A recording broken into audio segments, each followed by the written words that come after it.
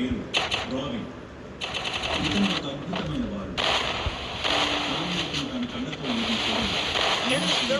ఈ బాలుడు దీవెనలను అందుకునేవారు. తల్లి గర్భంలో ఉన్నప్పుడే డాక్టర్లు బిడ్డను అవార్డ్ చేయడం ఉంచుకుంటే రిస్క్ అని చెప్పారు. కానీ అతని తల్లిదండ్రులు నిరాకరించారు. అక్కడ నిలబడి ఉన్నవారే ఆ బిడ్డ తండ్రి. డాక్టర్లు ఇతని జీవితాంతం దివ్యాంగుడుగానే ఉంటాడని చెప్పారు. ఈ బాలుడు జీవితంలో ఇక నిలబడలేడు, మాట్లాడలేడు, కనీసం